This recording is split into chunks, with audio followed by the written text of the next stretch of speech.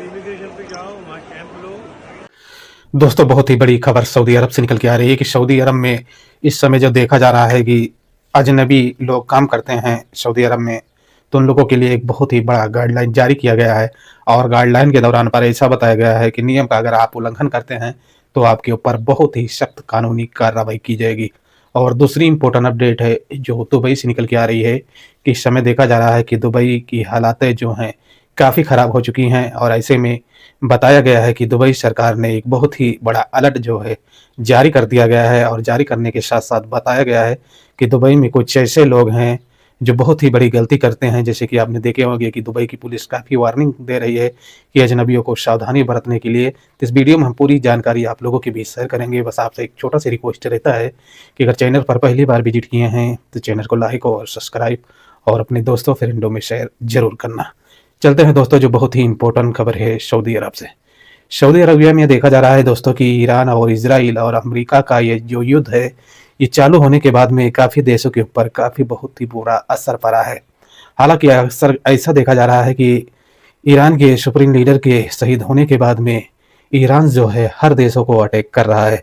हालांकि अटैक के दौरान पर देखा जा रहा है कि कई देशों में काफ़ी बड़ा नुकसान पहुंचाया गया है। जानकारी की रिपोर्ट के दौरान पर बताया गया है कि ओमान, सऊदी, बहरीन, कुवैत और दुबई ऐसे कई ऐसे देश हैं जिस पे ईरान ने अटैक किया है। हालांकि ईरान का कहना है कि हम जितना अटैक कर रहे हैं, हम किसी मुल्क के ऊपर नहीं अटैक कर रहे हैं। बस हमारा कहने का मतलब एक ही है कि जहाँ पर अमेरिकन सेना है, जो अमेरिकन एयरबेस है, वहीं पर अटैक कर रहा है और उसको काफ़ी बुरी तरह से तबाह कर रहा है।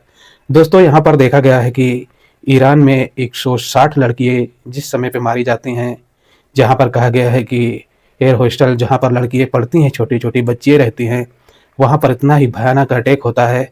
और अटैक के बाद में बताया जाता है कि वहाँ से 160 लड़कियाँ जो रहती हैं वो शहीद हो जाती हैं। और देखा गया है कि जब इसका डाटा सर्च किया गया है तो ये मिसाइल जो है बहरीन से ही अटैक की गई थी ईरान के ऊपर। जो बहरीन में कहा गया है कि अमेरिकन एयरबेस था, वहाँ से हमला किया गया था ईरान के ऊपर, जहाँ पर इतना ही भयानक हमला हुआ था कि 160 लड़कियाँ जो हैं इस दुनिया को छोड़कर चली गई। दोस्तों, यहाँ पर कहा गया है कि जब इतना बड़ा अटैक हो जाता है, इतना बड़ा हादसा ईरान में हो जाता है, तो ईरान तो आप जानते हैं कि पहले से ही खो चुका है अपने सुप्रीम लीडर को, लेकिन इसका मुँह तोड़ जवाब जो है अमेरिका को देने लगता है। हालांकि आखिरकार बताया भी गया है, जैसे कि आपने वीडियो में भी देखे होंगे और खबरों में भी सुने होंगे, कि ईरान जो है बहरीन को काफ़ी तरह से टारगेट किया है। जो वहाँ पर अमेरिकन एयरबेस या तो अमेरिकन सिग्गा जिसमें अमेरिकन लोग रहते हैं, वहाँ पर काफ़ी भयानक जो है हमला किया गया है। और कहा गया है कि वहाँ पर बहुत ही तरीके से सटीक हमले जो देखे जाते हैं वो किए गए हैं। और कुछ अमेरिकन सेनाएँ हैं जो उनकी मरने की पोस्टिंग भी की गई है। हालाँकि युद्ध जो है अब काफ़ी आगे की तरह बढ़ता हुआ दिख रहा है और इससे बढ़ने के साथ-साथ देखा जा रहा है कि हर देशों पर काफ़ी बुरा असर पड़ रहा है। दोस्तों, यहाँ पर देखा जा रहा है कि मेन इम्पोर्टेंट जो असर पड़ रहा है लोगों को लेकर, तो यहाँ पर तेल और गैस और ये जो कच्चा तेल यहाँ से हर देशों के लिए सप्लाई होता था, उस देश में अगर तेल नहीं जाएगा तो वहाँ पर काफ़ी मुश्किलें और काफ़ी परेशानियाँ जो हैं बढ़ने की आसार दिख रही हैं। हालाँकि आप जानते हैं कि गल्फ कंट्री से ही तेल और गैस का जो परिवहन है वो किया जाता है और हर देशों के लिए फिर ये रिपोर्ट किया जाता है।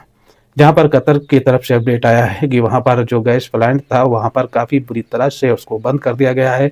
इसी हमले को देखते हुए कि अगर उस पर हमला हो सकता है तो बहुत ही बड़ा खतरा बढ़ जाएगा, इसलिए कतर की जो सरकार है वो अपनी गैस उत्पादन जो है उसको अच्छी तरह से, और देखा जा रहा है कि उस पे रोक लगा दिया गया है। अभी कोई गैस प्लांट पर जो व्यक्ति हैं न कोई काम हो रहा है, ये देखा जा रहा है कि पूरी तरह से इसको बंद कर दिया गया है। दूसरी इम्पोर्टेंट अपडेट है जो दुबई से निकल के आ रही है कि दुबई में कुछ मज़दूर कामगार हैं, जैसे कि अजनबी लोग हैं, पाकिस्तानी, बांग्लादेशी। तो दुबई सरकार की तरफ से और दुबई में जो कंपनियाँ हैं उन लोगों को एक गाइडलाइन जारी किया गया है। गाइडलाइन के दौरान पर ये बताया गया है कि सबसे ज़्यादा और सबसे अधिक अजनबी जो हैं दुबई में ही काम करते हैं।